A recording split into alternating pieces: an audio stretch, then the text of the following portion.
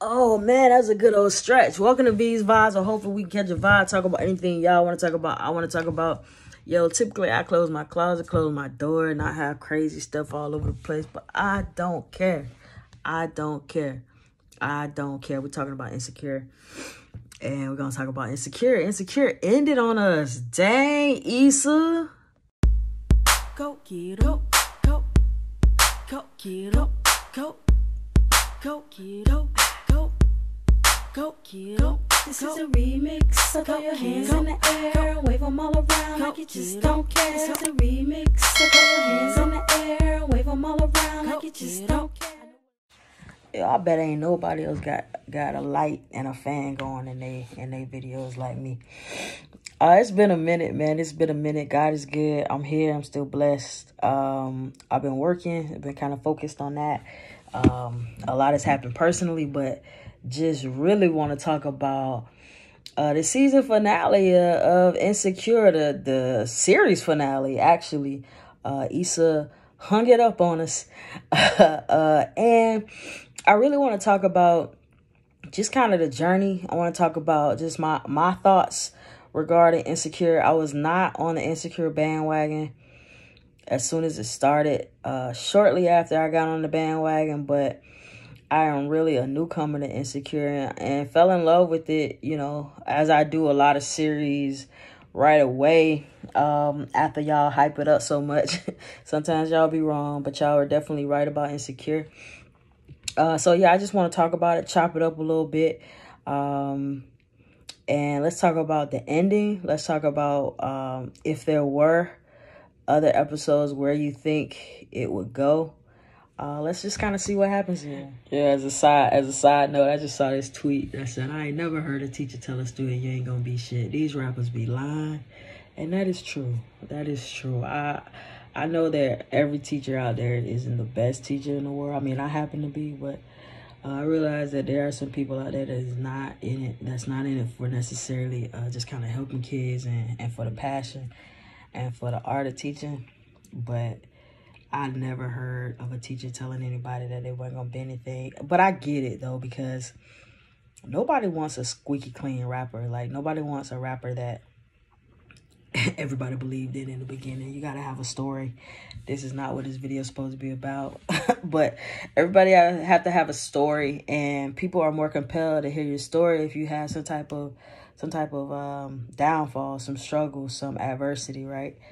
And I feel like that a lot of times about me and my music, and just about me and who I am as a person. Like, I've certainly had struggles, but I think in the grand scheme of things, when I sit back and think about it, there are people that are way less fortunate, had way more struggles than me. Their stories are a lot more complex than mine. And so sometimes I feel like people don't want to hear my music because of that, or people would be more compelled to like a song because of the message and tragedy and situations and disappointments.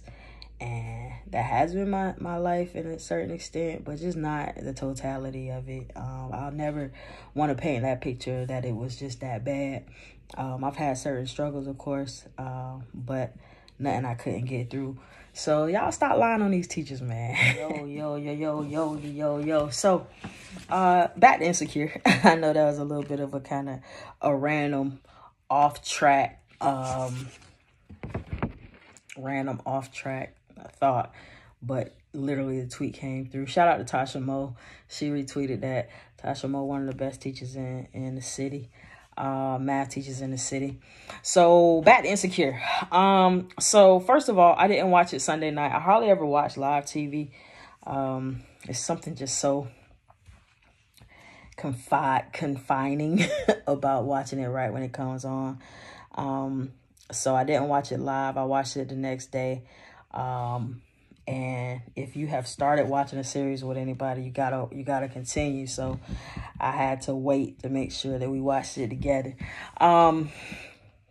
So we watched it, and both of us are just well, let me go back. So Sunday night is when the finale came on, and Monday my timeline on Facebook wasn't that bad, but my Twitter timeline, mainly because I follow Issa Rae, I follow a lot of the actors in the movie and just celebrities in general, a lot of Black activists, a lot of Black podcast folks.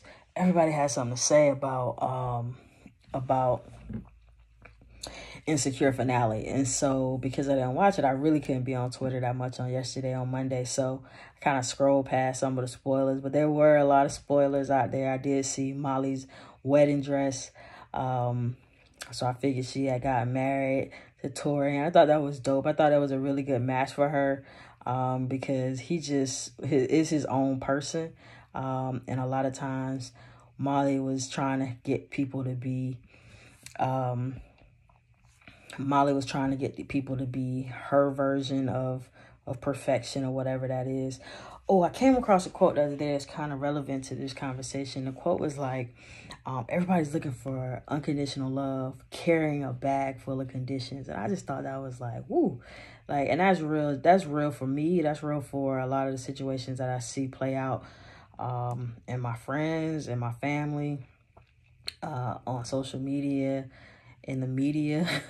It's just, we all are like, we have all these things that we want people to have, and we are carrying so many conditions ourselves. And so what I think we need to do more of is just really do a lot of self-assessment and think about why, you know, some of these check boxes have to be checked. And is it a response to some of the previous traumas that you've been a part of? But again, getting back to Molly, I thought that was a really dope situation that ended her journey of Insecure, being married, finding her love, finding, you know, someone that was her equal. I thought the the edible scene in episode 9, I think, was super dope as well. Like that was just hilarious. What drew me to Insecure, and just in a general sense, is just Issa Rae's humor. I'm a dry humor type person. I love dry humor. I love wit. I love smart humor, if that makes sense. I say that I feel like I'm a funny person, but I'm not a stand-up comedian type funny person. I'm a situational funny person. I feel like I can find humor in things that probably you shouldn't find humor in. And I think Issa Rae is a master at that. And that's what really drove me to the series. I told you I didn't start at the beginning. I started kind of late. But I really, really did enjoy,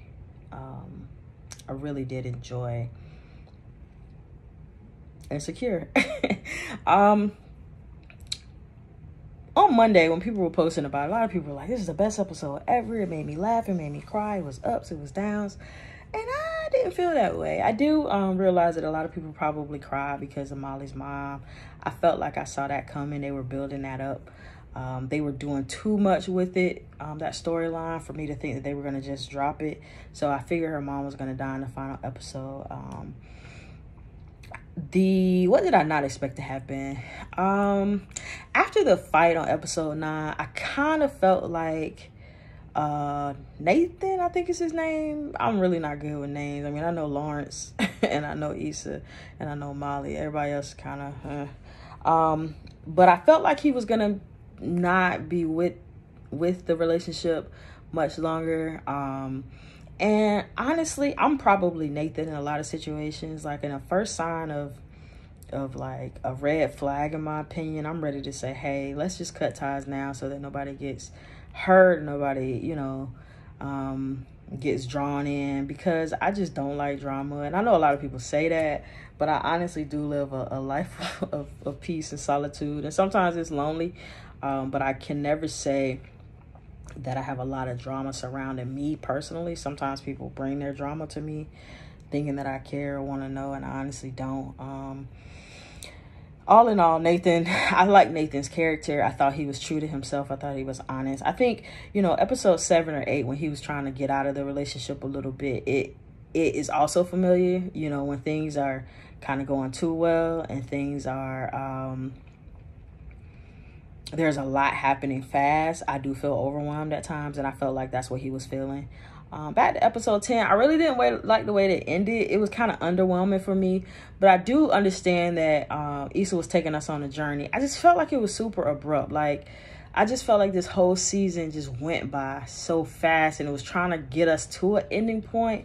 And it wasn't like a natural way to end a series, in my opinion. I felt like, I don't know if she went into season maybe 4 knowing that season 5 was going to be the end. I did read a lot of commentary about it, but I didn't start seeing season or series finale until maybe earlier this year. So I'm just not exactly sure why it felt so rushed. And did they expect to have another season? I'm just not sure. But people that watch the show, if you're sure and you have a little bit more insight on that, you can certainly share that in the comments or whatever. Yeah, so she and Lawrence ended up together. Cliche. Yeah, so as I was watching it, she and Lawrence ends up together at the end, and the kid, you know, seemingly is like 2 or 3. He actually looked like 4 years old, so obviously there is a time gap. I thought it said only 1 year, but like I said, this season was a little bit of a blur because I did not watch it live, and I was kind of catching up here or there. Fell asleep on a couple of episodes here or there, whatever. But what I will say is that it was endearing. The ending was, I felt like if she was going to end up being with him and he had a son from another woman, she just could have stayed with him, you know. But I do realize when emotions are high, sometimes we make decisions that are not necessarily the best decisions for us at the time. And then once we have time to sit and think and ponder a little bit, you're like, you know, I may have rushed that decision. So, I thought that was super dope that they ended up together. I've always been a fan of the two of them, but I really like Nathan. It was just something honest about him, something endearing. He dealt with a mental issue as far as bipolar. I deal with anxiety, so I know like how it feels to be wanting to be, you know, yourself, and sometimes you can't. So I really did like Nathan, but you know, it's just something. It's something homeboy, home, cozy, comfortable about the relationship that she had with Lawrence, and that's who she ended up being with. The driving through the hood thing I thought was a nice touch. It really did show us, you know, where Issa had come from and how she really did stay true to who she was. There were some times when she was kind of spazzing, and the relationship with her and Molly was kind of rocky, but all in all, you know, she started insecure, and she started this journey in her neighborhood, really wanting to make a change and be somebody, and not have to depend on the white man, have to depend on their rules. And really she was successful, really staying true to herself. So I thought that was super dope. And yeah, the last episode, I would probably give it 8 out of 10, just because you just kind of want something big to happen. And I guess big things happen in theory, but they weren't happening in real time. Like, we didn't see them happen, but we just kind of had to assume that she and Lawrence got together, and maybe they were married or engaged. You know, we assumed that at some point Torian proposed to Molly. I feel like, her name escapes me, Amanda Seal's character was pregnant when she was in the wedding. We know that the funny lady, dang, her name escapes me too. She was pregnant on episode 9 or whatever. I think that was episode 9. So, you know, all these great things happened to him. I just kind of wish we were able to see it play out a little bit more. But all in all, I'll give the series finale an 8 out of 10, but I got to get Insecure a 10 out of 10. It's one of those shows where it was just black from episode 1, season 1, and unapologetically, right? I don't remember the exact song, but it was one of those slide songs, and it was not like the electric slide. It was one of those, like, it's going to come to me in a minute. I might even pause this to try to pull it up and remember it. But once I heard that on Insecure, and it was last season, I think, once I heard that song, I was like, Issa not playing no games with HBO. Like, she's going to be black regardless, and you just got to love that. You got to appreciate that. My phone is about to die. This has been a little bit longer than I had anticipated. I just want to get my thoughts out about Insecure. Hopefully you guys have watched it. If you didn't, I've spoiled it. Like, I've really spoiled it. But watch it. and then come back and watch this video. I love some feedback and comments. I appreciate you watching. If you hadn't subscribed, please do so at this time. I'm gonna give you a second. Go ahead, do that. Give you a second. I ain't got nowhere to be. But hopefully y'all are blessed. We're about to go into 2022. Goodness gracious, life is amazing. I couldn't ask for anything. You know, sometimes we sit and we think about things that we don't have. But recently I've just been sitting and thinking about the blessings and how really God has shown up and shown out for me, a lot of my family and friends. So I'm grateful. I'm blessed. Hopefully you guys are too. If not, it's okay to say a prayer. It's okay to ask God for whatever you want, whatever you believe. And yeah, I'm going to leave you with that. It's a vibe as always, man. These haters don't faze me. I really get it out the mud. Grew up on stamps and we lived in hood. Let's go. Yeah, I get it off the muscle. If I don't do nothing else, homeboy, I'm a hustle. Yeah, and it's word of Nipsey Hustle. I'm really trying to ball. Call me Westbrook Russell.